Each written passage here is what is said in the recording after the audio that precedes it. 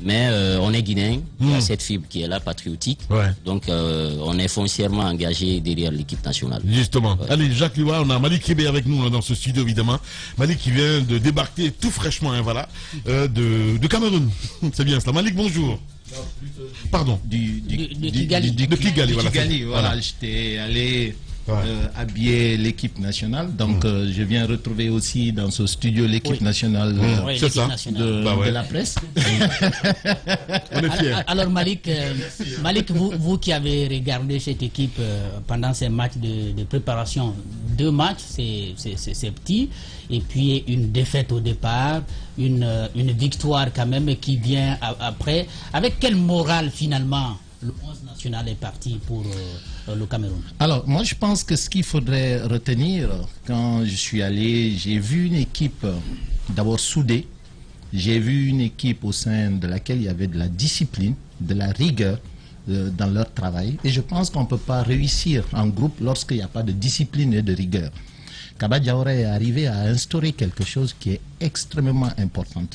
Et en plus de cela, le premier match, comme vous l'avez si bien dit, c'est vrai, moi j'étais à Conakry quand ils jouaient le premier match. À la suite de ce match, il y a eu un sursaut d'orgueil. Les jeunes, ils sont venus, ils ont gagné le second match avec la manière. Et je pense que c'est avec cette détermination aujourd'hui qu'ils sont allés au Cameroun. Pour pouvoir aller... Est-ce qu'on peut honnêtement en même temps, est-ce qu'on peut juger une équipe nationale par rapport à ce match préparatoire? Ça, c'est pas significatif de son état de forme. Ben, moi, je pense que tout est significatif. Il ne faut pas dire quand on prépare... Vous savez, c'est ce que tu fais à l'entraînement que tu vas reproduire au terrain, sur le terrain.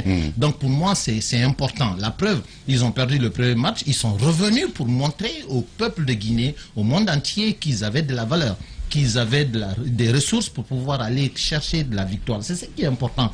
Moi, je suis très content du fait qu'ils ont perdu le premier match. S'ils avaient gagné facilement ces 2 matchs, ça allait être facile pour eux. Ils allaient rentrer dans la compétition avec beaucoup d'assurance et ça allait jouer contre eux. Mais si vous avez remarqué comment ils ont joué le second match, il y avait le fond de jeu était là. La manière, la tactique a été respectée. Il y avait tout été respecté sur le terrain. Sincèrement, moi, j'ai été convaincu. J'ai été séduit par ces jeunes et je me dis qu'ils pourront aller très très loin dans cette compétition. Ouais. Malik Kébé avec nous, évidemment, dans ce studio. Allez-y, mon cher Tamba. Alors, il y a la fibre patriotique qui vous fait vibrer, ça c'est une chose, ça se voit, mais au-delà de cela, vous dites vous-même que vous avez vu l'organisation du jeu par ces nouveaux lorsqu'ils reviennent pour un second moment contre le Rwanda, ça vous galvanise davantage. Mais prenons le cas sénégalais par exemple, c'est que c'est pas le premier match qu'on va jouer, mais sur quoi vous comptez pour croire, par exemple, que le Sili peut s'en tirer d'affaire? Il y a certes la part d'inconnu qu'évoque Djiba Milimouno, mais il y a aussi la part d'analyse objective de spécialistes du foot qui donnent quand même des favoris dans ce tournoi-là. Alors, moi, sincèrement, moi, c'est pas le Sénégal qui me fait peur. C'est plutôt ces équipes qu'on sous-estime souvent qui me font très très peur. Malawi, Zimbabwe. Le Sénégal, c'est vrai qu'ils ont des joueurs, ils ont des individualités qui sont très très bons sur le terrain. Quand vous prenez leur gardien, vous prenez le milieu, le Sadio Mané, la colonne vertébrale même de leur équipe, je disais tantôt, et elle est très équilibrée. Ok, Sadio Mané, vous avez Galagay et tout. Mais prenez notre équipe aussi, le milieu du terrain de Sili National. Vous avez quand même Diawara, vous avez le petit Kourouma, Moriba, vous avez Naby Keïta. C'est pas rien. Moi, je pense que ça va jouer là-bas. Et sans oublier que sur le terrain, sur le banc, vous avez Morlaï, vous avez Agibou, vous avez Ibrahim Sori Conté Maïbra, qui est un des doyens de cette équipe. Sincèrement, on part quand même handicapé avec quelques joueurs qui ont attrapé, n'est-ce pas? C'est pas nous seulement, hein, c'est toutes les équipes. D'ailleurs, ils ont même plus de... Mais déjà, nous avions nos problèmes. Ils ont même plus de cas que nous. Et Pour eux d'ailleurs, c'est Le Sénégal, des joueurs cadres même qui sont. Alors quelles sont les forces et les faiblesses du Sili? Moi je pense que les jeunes doivent rester solides dans la tête, du début jusqu'à la fin. Ça c'est les faiblesses. Non, je dis les forces.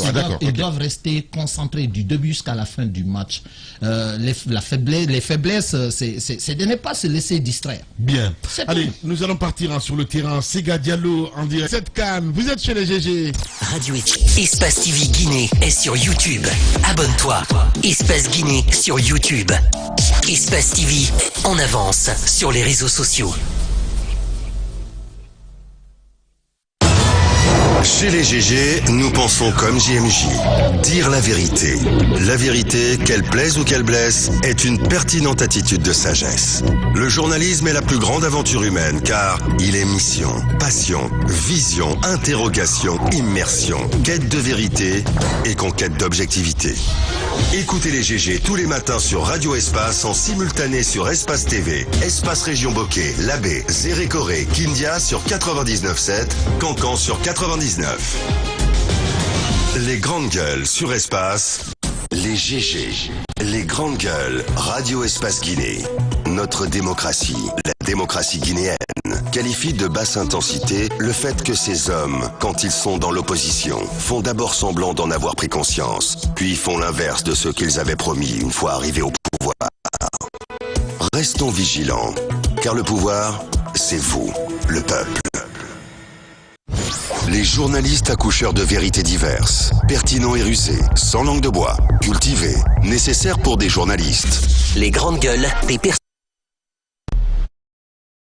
Tous les matins sur Radio Espace, également sur Espace TV. Merci à vous qui nous rejoignez à l'international. Merci de votre fidélité. Madame Yoro, on a écouté Sega Diallo, très optimiste ce matin, Sega. Très optimiste.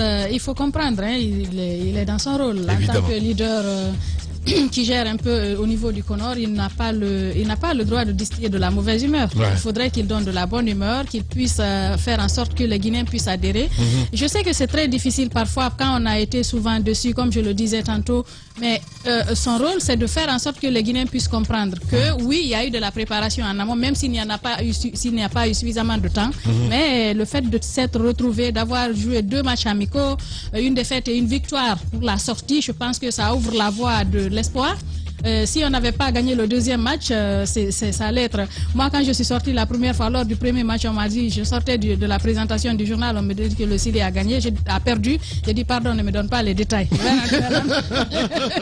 Je vais rentrer à la maison. Ouais. Et puis après, j'ai appris qu'il y a une victoire. Il y a de l'espoir. Je pense qu'il faut essayer quand même de faire comprendre au Sili, à l'équipe qui est là-bas, que nous attendons, qu'on a quand même besoin, ne serait-ce qu'une fois, parce qu'il y a longtemps que les Guinéens attendent cette victoire. On a vu...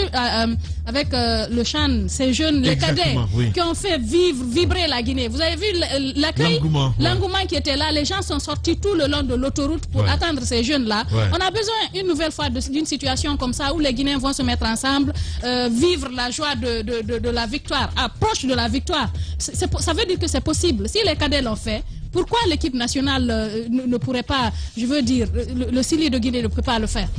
Il faut se nourrir d'espoir, même si on sait que... Sceptique, il faut le rappeler. Je suis sceptique. Voilà. Je suis sceptique quand même, mais j'espère qu'on peut faire beaucoup de choses, parce que moi, ce qui m'a surtout marqué, c'est quand le président de la République lui-même donne le ton. C'est rarement arrivé chez nous.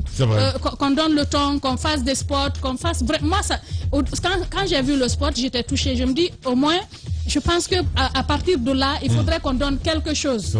Qu'on donne quelque chose, une sorte d'espoir à ce peuple de Guinée là qui attend, parce que comme on l'a dit le vendredi, il n'y avait pas trop d'engouement dans la rue. Les gens ils attendaient, mais je pense qu'à partir de maintenant là, depuis hier, il y a un peu, les gens portent les maillots, ils achètent, ils essaient de voir si ça peut donner quelque chose. Si nous avons la victoire aujourd'hui, je pense que vous allez voir ce qui va se passer dans les rues de Conakry et de l'intérieur du pays, et il nous le faut. Pour une fois, avec tout ce qu'on a vu, j'ai écouté Pascal Fendouno sur une chaîne internationale. Je pense qu'il faudrait vraiment qu'on fasse quelque chose, que cette équipe donne quelque chose à ce peuple de Guinée. Justement, l'espoir est permis, n'est-ce pas, Malik Kébé, avant de vous lâcher? Oui, bien sûr que c'est permis, parce que comme vous l'avez si bien entendu, le vice-président du Conor, c'est ce que j'ai dit tout à l'heure en disant que, à l'entame de mon intervention, que il y a une organisation, il y a une discipline au sein de cette équipe. C'est ce qu'il a détaillé pour vous dire que il y a des dispositions qui ont été prises pour que l'équipe fasse une bonne préparation et participe à une compétition dans des plus belles manières. C'est vrai, je le disais encore tantôt que c'est pas le Sénégal par exemple qui me fait peur, c'est les petites équipes. Donc mentalement il faut que les jeunes soient forts pour aborder surtout cette première rencontre. Contre le Sénégal, je te promets. Non mais écoute-moi. On verra bien. C'est un provocateur. Je te promets. Je n'ai que les Ivoiriens, les Libériens dans ce studio. Je te promets contre le Sénégal que tu vas me rappeler. Bien. Tu me rappelleras ici. Merci beaucoup. Merci beaucoup Malik Kébé d'être passé. Nous allons partir sur le terrain. Al Soirée en direct évidemment. Fan Zone du côté de Kaloum.